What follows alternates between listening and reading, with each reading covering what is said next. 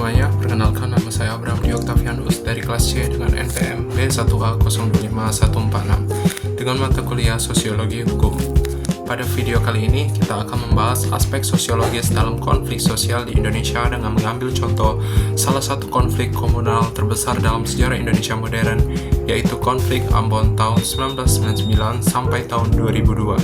Kita akan melihat apa yang sebenarnya terjadi dari perspektif sosiologi, apa akar masalahnya, mengapa bisa meledak menjadi kekerasan besar, dan bagaimana hukum Indonesia mengaturnya. Konflik sosial merupakan fenomena universal yang melekat dalam kehidupan masyarakat.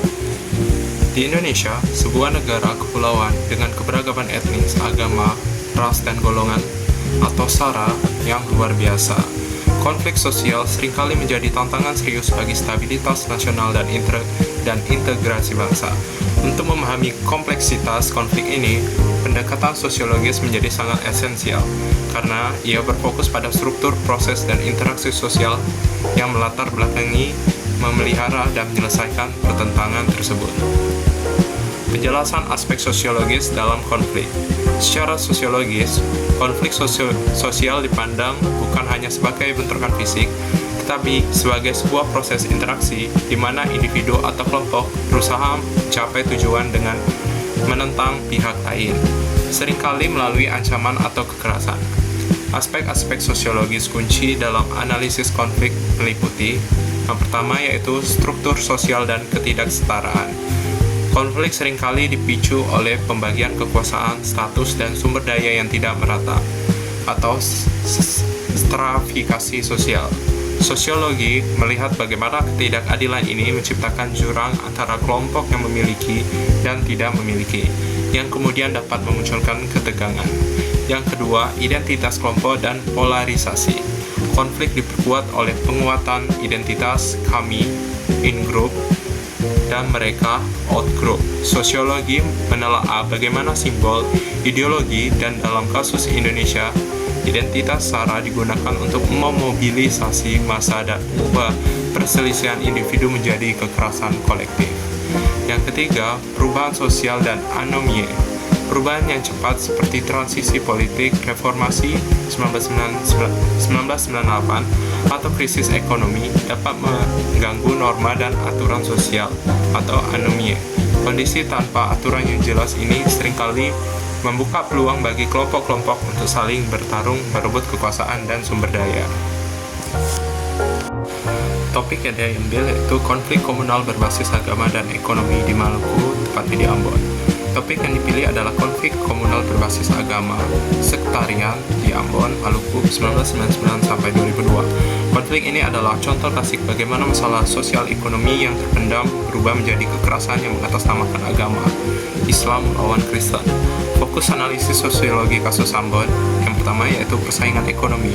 Di bawah Orde Baru terjadi arus migrasi besar-besaran terutama dari etnis Bugis, Buton, dan Makassar. Secara sosiologis, kehadiran kelompok pendatang ini berhasil menguasai sektor ekonomi informal seperti perdagangan, transportasi, dan jasa, sehingga menimbulkan sentimen kecemburuan ekonomi dari kelompok masyarakat Ambon asli, baik Muslim maupun Kristen, yang merasa terpinggirkan. Segmentasi masyarakat. Masyarakat Maluku secara historis telah terbagi menjadi dua kelompok sosial agama yang disebut Pela Gandong, ikatan kekerabatan tradisional. Namun struktur sosial perkotaan yang modern dan persaingan ekonomi melemahkan ikatan ini.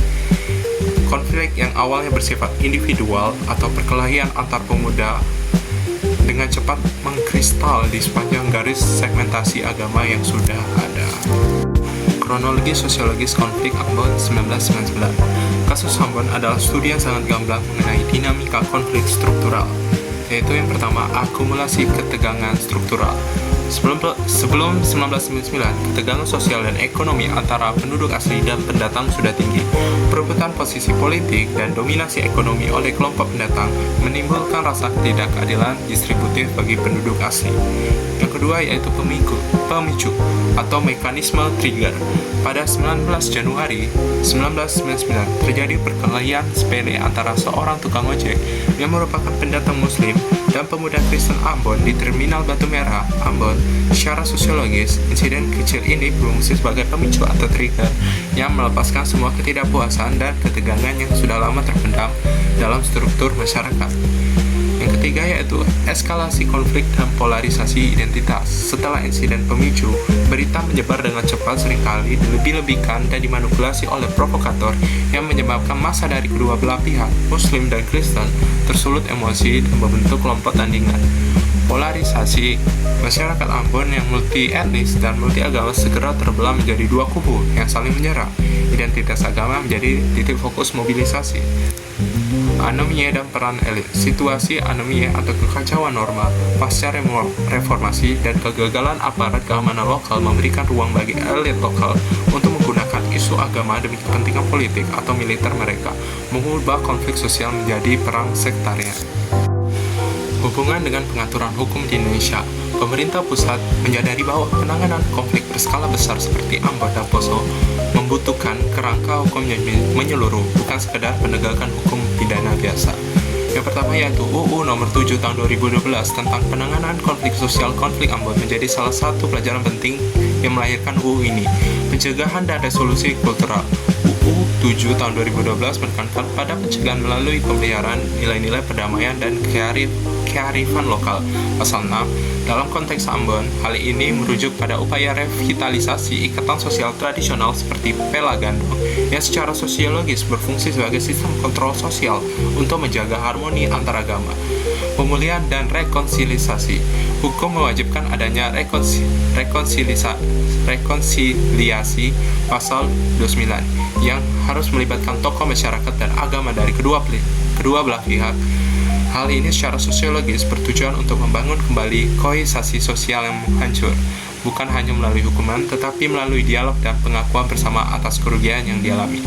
2. Pengaturan hukum pidana dan keadilan restoratif.